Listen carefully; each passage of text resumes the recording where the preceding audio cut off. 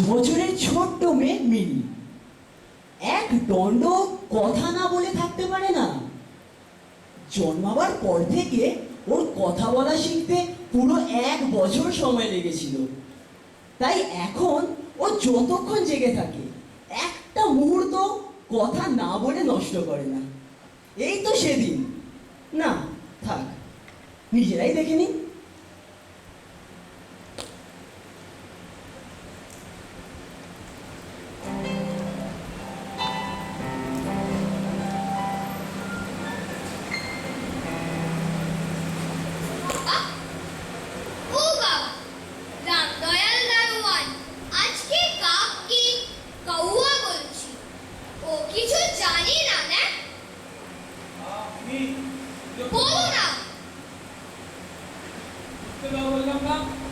আচ্ছা বাবা, মা তোমার কে হয়?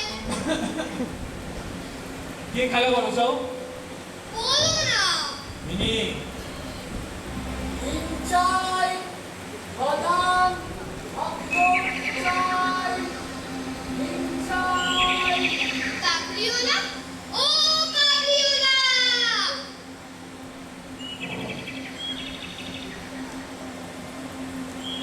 সালাম বাবু, ডিম আখরোট বাদাম কিছু নেবে?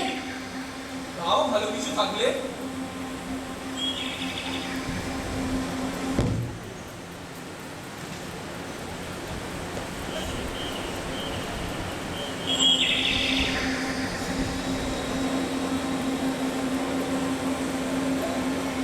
তুমি নাও কফি। তোমার নাম কি? আমার নাম রহমত আছে। আচ্ছা, আবার আসবে। ডিম চাই বাদাম চাই। এটাই ছিল কাবুলিওয়ালার সাথে মিনির প্রথম আলাপ। তারপর প্রায় সে আমাদের বাড়িতে আসতো। মিনির সাথে খুব ভালো বন্ধুত্ব হয়ে গেছিল।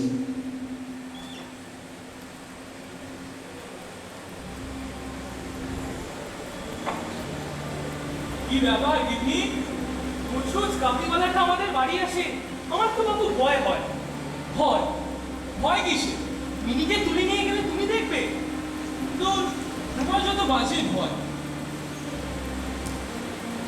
না মা, কাবলিওলা আমায় খুব ভালোবাসে। কফি ও কফি। আরে কাবলিওলা, তোমার ঝুলিতে কি আছে? আমার ঝুলিতে বিশাল একটা হাতি আছে।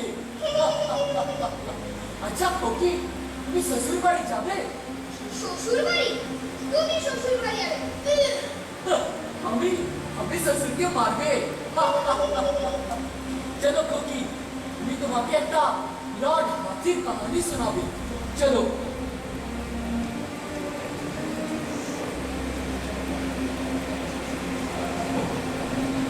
বছরের ঠিক এই সময়টায় রহমত তার দেশে ফিরত।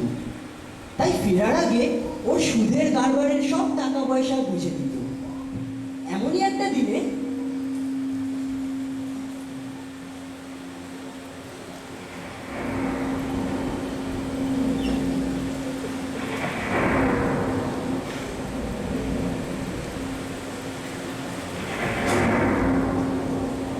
আরে আমিন বাবু, আমার পয়সাটা বাপস করুন।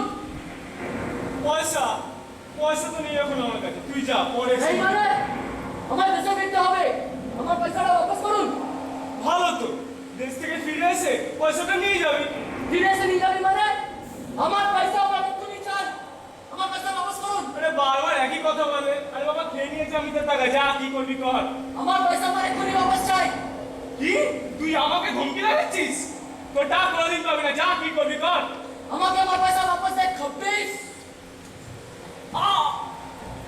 কোথা যাবে এতে?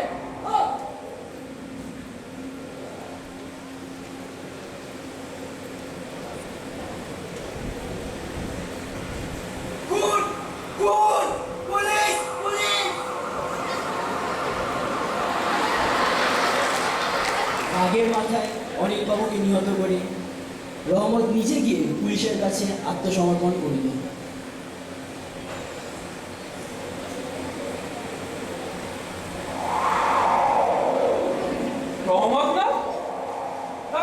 অফিসার কি করেছিল?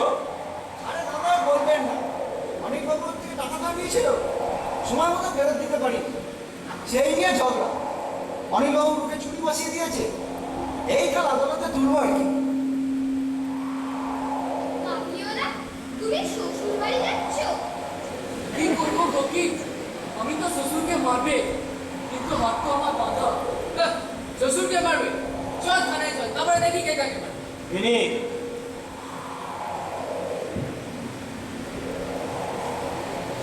এরপর অনেক বছর কেটে গেল, আমরাও সময় মতো কাবুলিওয়ালাকে ভুলে গেলাম। কিন্তু হঠাৎ এমন একটা দিনে সে এসে উপস্থিত হলো।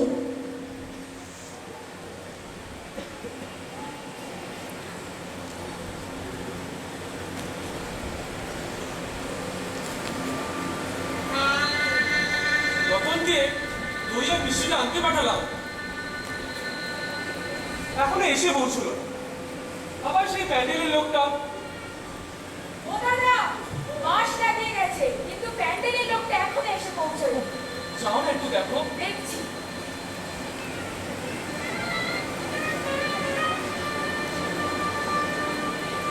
সালাম বাবু, আমাকে আমাকে চিনতে পারছেন? রঘুমাত্রা হ্যাঁ বাবু, হ্যাঁ, আমি খোকির সাথে একবার দেখা করতে এসেছিলাম। বুঝতেই তো পারছো বাড়িতে একটু কাজ আছে, পরে নয় একদিন এসো।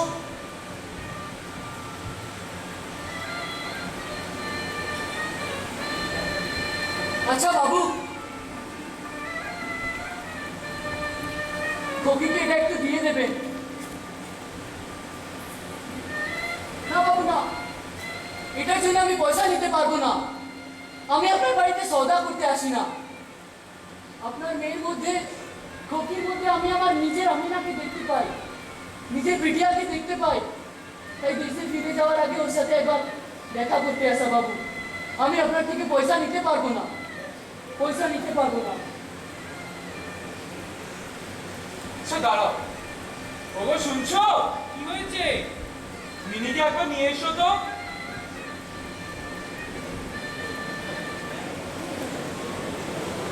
যাও দেখা করে নাও। আরে খোকি, খোকি তুই কত বড় হয়ে গেছিস রে। খোকি, আজ তুই শ্বশুর বাড়ি যাচ্ছিস। খোকি, তুই আমায় চিনতে পারছিস তো?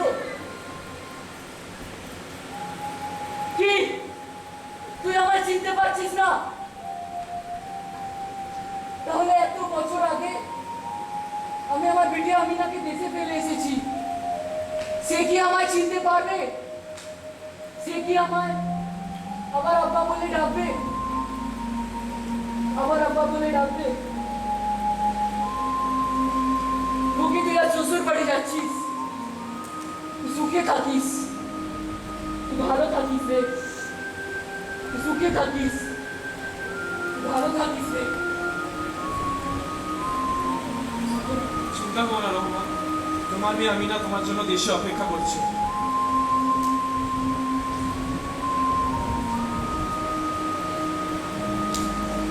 এরপর রহমান তার দেশে ফিরে গেল, কিন্তু যাবার আগে সে একবার ফিরে তাকিয়েছিল। কি দেখেছিল সে?